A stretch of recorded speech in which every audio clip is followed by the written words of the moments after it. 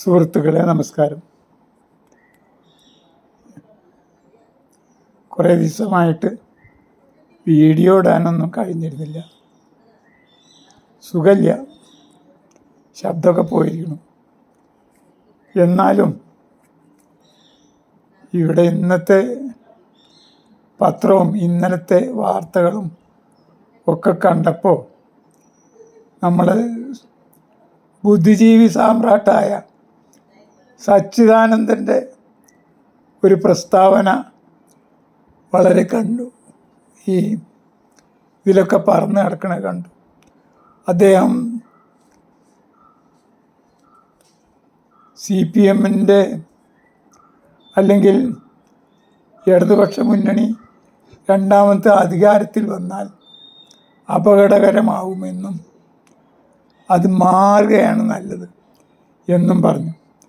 അപ്പോൾ അത് ഇങ്ങനത്തെ ബുദ്ധിജീവികളുടെ താണ്ഡവം ഇപ്പം മാത്രമല്ല, പണ്ടും നടന്നിട്ടുണ്ട്. അതായത് ഈ സച്ചിദാനന്ദനാദികളെ അദ്ദേഹം പറഞ്ഞതാണോ എനിക്കറിയില്ല, പറഞ്ഞിട്ടുണ്ടെങ്കിൽ അത് കേരളത്തിന് പുത്തരിയല്ല എന്നാണ് എനിക്ക് പറയാനുള്ളത്. ഉദാഹരണമായിട്ട് 1957 ആദ്യമായി കേരളത്തിൽ തെരഞ്ഞെടുപ്പിൽ കമ്മ്യൂണിസ്റ്റ് പാർട്ടി അധികാരത്തിൽ വന്നു. അന്നും ഇതേപോലെ ഒരു വലിയ ബുദ്ധിജീവി ഉണ്ടായിരുന്നു, CJ തോമസ് എന്ന്. ഈ ഗവൺമെൻറ്റിനെ താഴെ ഇറക്കാനായിട്ട് തൻ്റെ എല്ലാ കഴിവുകളും ഉപയോഗിച്ച് അതുവഴി വലിയ ആളായ ഒരു ദേഹമാണ് അദ്ദേഹം. അത് ഇറക്കി ഈ 2 കൊല്ലം കൊണ്ട് ഇറക്കാൻ കഴിഞ്ഞു. ഇറക്കിയതുകൊണ്ട് ഉണ്ടായ ഗുണം എന്താണ്? പിന്നീട് 10 കൊല്ലം കഴിയുമ്പോഴേക്ക് 10 കൊല്ലം കഴിഞ്ഞിട്ടാണ് പിന്നീട് പാർട്ടി കയറുന്നത്. അതിനിടയിൽ ഉണ്ടായ 2 ഗുണങ്ങൾ പറഞ്ഞുതരാം. ഈ ബുദ്ധിജീവികളുടെ അതിൽ 57 ആദ്യമായി അധികാരത്തിൽ കയറിയപ്പോൾ ഉടൻ തന്നെ ഇറങ്ങിയ ഒരു നിയമമാണ് കുടിയിറക്ക് നിരോധന നിയമം. അത് കഴിഞ്ഞ് ഭൂപരിഷ്കരണ നിയമം. അതേപോലെ തന്നെ നമ്മുടെ കേരള വിദ്യാഭ്യാസ ബന്ധ bill, KEAR, Kerala educational rules and acts and rules. ഈ നിയമങ്ങൾ യഥാർത്ഥത്തിൽ കൃത്യമായിട്ട് നടപ്പിലാക്കാൻ കഴിഞ്ഞില്ല. അതിൻ്റെ മുമ്പ് ധാർഷ്ട്യം വന്നു. EMS-ന് ധാർഷ്ട്യം, കമ്മ്യൂണിസ്റ്റ് സഖാക്കൾക്ക് ധാർഷ്ട്യം, സെൽ ഭരണം, കണാക്കുണ, അത് ഇത് എന്ന് പറഞ്ഞിട്ട് ഇവിടെയുള്ള ബുദ്ധിജീവികളടക്കം CJ തോമസിനെ പോലുള്ള അല്ലെങ്കിൽ സച്ചിദാനന്ദനെ പോലുള്ള ബുദ്ധിജീവികളടക്കം അവർ വലിച്ച് താഴ്ത്തി കിട്ടു. അത് കാരണം വലിയ ഗുണമുണ്ടായി. എന്താണ്? അധ്യാപകർക്ക് പോലും അറിയില്ല. KER-ന് ഇത് പാസ്സായി വരുന്നിട്ടെങ്കിലും പാസ്സാവണതിൻ്റെ മുമ്പ് അവർക്ക് ഇറങ്ങേണ്ടി വന്നു. കാരണം ഒപ്പിട്ടില്ല. അതായത് ഗവർണർ ഒപ്പിട്ടില്ല, നിയമമായി കിട്ടിയില്ല, അസംബ്ലി പാസ്സായിട്ടേ ഉണ്ടായിരുന്നുള്ളൂ. അത് അവസാനം പാസ്സായി വരുമ്പോഴേക്ക് അവർക്ക് ഇറങ്ങേണ്ടി വന്നു. അതുകൊണ്ട് തന്നെ പൂർണ്ണമായിട്ടും ഇംപ്ലിമെൻ്റ് ചെയ്യാനായില്ല. അതുവഴി ഉണ്ടായൊരു ഗുണം എന്താണെന്ന് വെച്ചാൽ പിന്നീട് വന്നത് R ശങ്കറാണ്. അത് തന്നെ സുപ്രീം കോടതി പറഞ്ഞിട്ടാണ് ഒപ്പിട്ടത്. അങ്ങനെ ഒപ്പിട്ട് കിട്ടിയപ്പോഴേക്ക് ആർ ശങ്കർ വന്ന് അതിലൊരു വെള്ളം ചേർത്തു. എന്താണ് വെള്ളം ചേർക്കൽ? KER അനുസരിച്ച് പ്രൈവറ്റ് സ്കൂളുകളിലും PSC ആയിരുന്നു നിയമനം നടത്തേണ്ടിയിരുന്നത്. കാരണം PSC ഗവൺമെൻറ് ശമ്പളം കൊടുക്കുമ്പോൾ ഗവൺമെൻറ് ഏജൻസി അതിൻ്റെ നിയമനം നടത്തുക എന്നുള്ളത് സ്വാഭാവികമാണ്. അപ്പോൾ അത് ലോകത്തിൽ ആദ്യമായിട്ട് അത് മാറ്റാൻ ആർ ശങ്കറിന് കഴിഞ്ഞു. അങ്ങനെ അവരത് ഇംപ്ലിമെൻ്റ് ചെയ്യാനായിട്ട് ആ നമ്പർ എനിക്ക് ഓർമ്മയില്ല, നിയമത്തിൽ അത് ഡിലീറ്റ് ചെയ്തിട്ട് അതിന് പകരം പുതിയ അമെൻമെൻറ്റ് വരുത്തി അപ്പോയിൻമെൻറ്റും മാനേജ്മെൻറ്റും മാനേജർക്ക് തന്നെ നടത്താം എന്ന് വരുത്തി. അതുകൊണ്ട് എന്തുണ്ടായി? ഇപ്പോഴത്തെ പിന്നീട് വന്ന ഗവൺമെൻറ്റുകൾക്കൊക്കെ വലിയ രീതിയിൽ മാനേജർമാർക്ക് അപ്പോയിൻമെൻറ്റിൻ്റെ പേരിൽ കൊള്ള, കവർച്ച, പിടിച്ചുപറി നടത്താനുള്ള സൗകര്യം ചെയ്തു കൊടുത്തു. അതാണ് അതുകൊണ്ടുണ്ടായ ഗുണം. അതായത് ആ ഗവൺമെൻറ് തുടർന്നു വരികയായിരുന്നെങ്കിൽ, അത് ഇംപ്ലിമെൻ്റ് ചെയ്തായിരുന്നെങ്കിൽ അങ്ങനൊരു സാധ്യത തന്നെ ഉണ്ടാവില്ലായിരുന്നു. അതായത് അതുപോലെ ഭൂപരിഷ്കരണ നിയമത്തിനും പറ്റിയത് അതാണ്. ഭൂപരിഷ്കരണ നിയമത്തിൽ അന്നത്തെ കണക്കനുസരിച്ച് 2 ലക്ഷം ഏക്കർ മിച്ചഭൂമി ഉണ്ടായിരുന്നു. നേരെ മറിച്ച് അത് രണ്ടാമത് 67 ആയപ്പോൾ 57 കഴിഞ്ഞ് രണ്ടാമത് 67 ആണിന് മുമ്പ് അത് പല പേരുകൾ,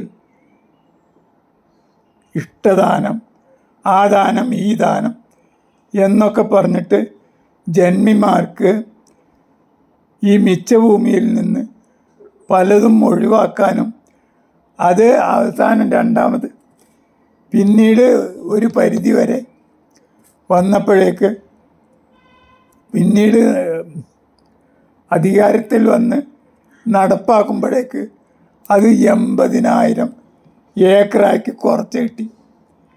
നേരെ മറിച്ച് അന്ന് തന്നെ ആ ഗവൺമെൻറ് നിലനിന്നിരുന്നെങ്കിൽ, തുടരുന്നിരുന്നെങ്കിൽ, CJ തോമസിനെ പോലുള്ള വൈതാളികന്മാർ ഉണ്ടായിരുന്നില്ലെങ്കിൽ യാതൊരു സംശയമില്ല എല്ലാ മനുഷ്യർക്കും, ഭൂമിയില്ലാത്ത എല്ലാ മനുഷ്യർക്കും ഭൂമി 1 ഏക്കർ വീതമെങ്കിലും കൊടുക്കാൻ, ഒരു കുടുംബത്തിന് 1 ഏക്കർ വീതമെങ്കിലും കൊടുക്കാൻ അന്നുണ്ടായിരുന്നത്.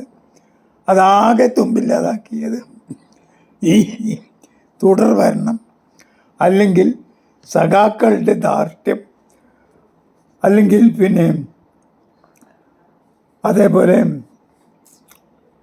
സെൽഭരണം, കണാക്കുണ എന്നൊക്കെ പറഞ്ഞിട്ടാണ് എന്നർത്ഥം. അപ്പോൾ നിങ്ങൾ മനസ്സിലാക്കണം, ഇതുകൊണ്ട് വലിയ കാര്യമുണ്ട്. ഈ ഗവൺമെൻറ് തുടർന്നാൽ, ഇടതുപക്ഷ ഗവൺമെൻറ് തുടർന്നാൽ, കമ്മ്യൂണിസ്റ്റ് പാർട്ടിയുടെ നേതൃത്വത്തിൽ ഒരു ഭരണം വന്നു കഴിഞ്ഞാൽ ഇവന്മാരെ പോലുള്ള ആൾക്കാർക്ക് പലതും നഷ്ടപ്പെടാനുണ്ട്. അന്നുണ്ടായിരുന്ന അവസ്ഥ നമുക്കറിയാം. 57 ഗവൺമെൻറ് നമുക്ക് സാധാരണക്കാർക്കൊന്നും ഭൂമി ഉണ്ടായിരുന്നില്ല. അതൊക്കെ ഒന്നുകിൽ പാട്ടം, അല്ലെങ്കിൽ ബ്രഹ്മസ്വം, അല്ലെങ്കിൽ ദേവസ്വം. അതായത് വലിയ കോവിലക്കാരുടെ വക പാട്ടത്തിന് പലർക്കും കൊടുക്കും. ആ പാട്ടം പലതരം പാട്ടങ്ങളായിട്ട് കാണം, വെറും പാട്ടം എന്നൊക്കെ പല പല പേരുകളിൽ. പക്ഷേ എപ്പോഴും അതിൻ്റെ ഉടമസ്ഥാവകാശം ജന്മിക്കാണ്. അങ്ങനെ ആകെ അന്നത്തെ കൃത്യമായിട്ട് കേരളത്തിൻ്റെ കണക്ക് എനിക്കറിയില്ല, ഇന്ത്യയുടെ കണക്കിൽ ആകെ 11% ജനങ്ങൾക്ക്, മുതിർന്നവർക്ക് മാത്രം, മുതിർന്നവരിൽ 11% ആൾക്കാർക്ക്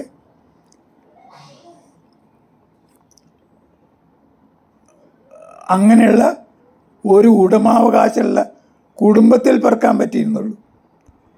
നേരെ മറിച്ച് അതെങ്ങനെയാണ് നമുക്ക് മനസ്സിലാവുക എന്ന് വിചാരിച്ചാൽ, 1947 നമ്മുടെ കോൺസ്റ്റിറ്റ്യൂവൻ്റ് അസംബ്ലിയിലെ മെമ്പർമാരെ തിരഞ്ഞെടുക്കാനുള്ള തിരഞ്ഞെടുപ്പിൽ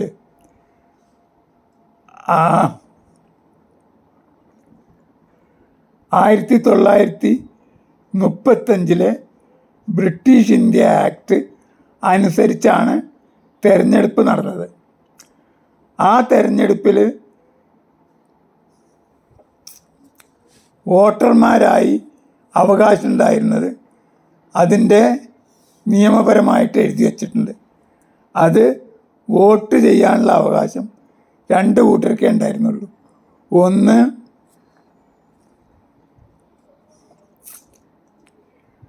ഏതെങ്കിലും ഒരു സർവകലാശാലയിൽ നിന്ന്, അംഗീകൃത സർവകലാശാലയിൽ നിന്ന് ഡിഗ്രി കയ്യിലുള്ളവൻ, ഡിഗ്രി എടുത്തവൻ. രണ്ടാമത് നികുതി കൊടുക്കുന്നവൻ. അന്ന് നികുതി കൊടുക്കുന്നത് അന്നത്തെ കണക്കനുസരിച്ച് ഇന്ത്യയിലാകെ 11%. കേരളത്തിൽ അതിലും കുറവായിരുന്നു. കേരളത്തിലൊരു ഭ്രാന്താലയത്തിൻ്റെ അവസ്ഥയിലായിരുന്നു. അതായത് ഭൂമി മുഴുവൻ ജന്മിമാരുടെ കയ്യിലായിരുന്നു. കുടിയിറക്കമൊക്കെ നിങ്ങൾ കേട്ടിട്ടുണ്ടാവും. അപ്പോൾ അങ്ങനെയുള്ള അത് കാരണം എന്തായി, ഈ ഗവൺമെൻറ്റിൻ്റെ ധാർഷ്ട്യം, അല്ലെങ്കിൽ കമ്മ്യൂണിസ്റ്റുകാരൻ്റെ ധാർഷ്ട്യം, അവൻ്റെ ഇത് എന്നൊക്കെ പറഞ്ഞിട്ട് മനോരമാദികൾ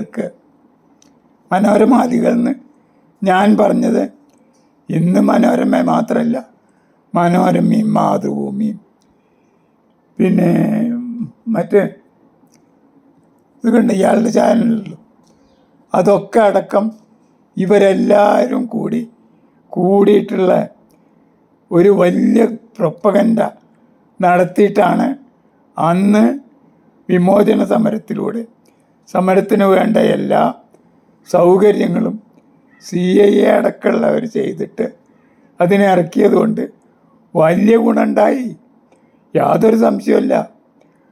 അതായിരുന്നില്ലെങ്കിൽ കേരളമെന്ന് മാത്രമല്ല, കേരളത്തിൽ യഥാർത്ഥത്തിൽ ആദ്യത്തെ കമ്മ്യൂണിസ്റ്റ് ഗവൺമെൻറ് 5 കൊല്ലം ഭരിച്ചിരുന്നെങ്കിൽ പിന്നെ ഇന്ത്യ മാത്രമല്ല, 3-ാം ലോക രാജ്യങ്ങളൊക്കെ തന്നെ സോഷ്യലിസത്തിൻ്റെ പാതയിലേക്ക് മാറാനുള്ള സ്വാഭാവികമായും മാറുന്ന ഒരവസ്ഥയിലെത്തുമായിരുന്നു. അതിനൊക്കെ ഇല്ലാതാക്കാൻ ഈ ബുദ്ധിജീവികൾക്ക്, CJ തോമസ് എന്ന മഹാബുദ്ധിജീവിക്ക് CIA-യുടെയും മനോരമയുടെയും പട്ടക്കാരുടെയും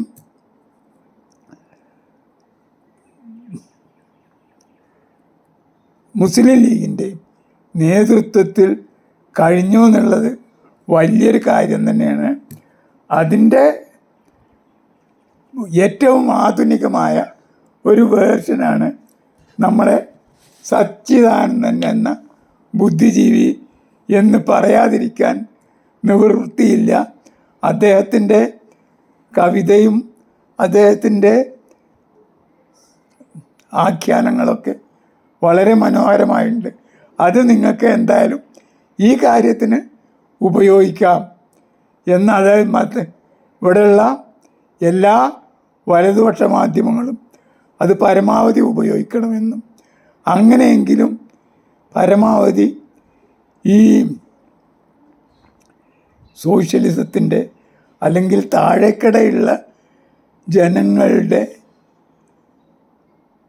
വികാസം പുരോഗതി തടഞ്ഞിട്ടില്ലെങ്കിൽ മേലുള്ള ആൾക്കാർക്ക് ഭയങ്കര നഷ്ടമാണ്. അവർക്ക് അല്ലെങ്കിൽ ബഹുരാഷ്ട്ര കുത്തകകളടക്കമുള്ള അവർക്ക് അത് എന്നേക്കുമായി നഷ്ടപ്പെടും എന്നും ഓർമ്മിപ്പിച്ചുകൊണ്ട് നിർത്തട്ടെ. ജയ് ഹിന്ദ്, ജയ് ജഗത്, ജയ് ജീവൻ.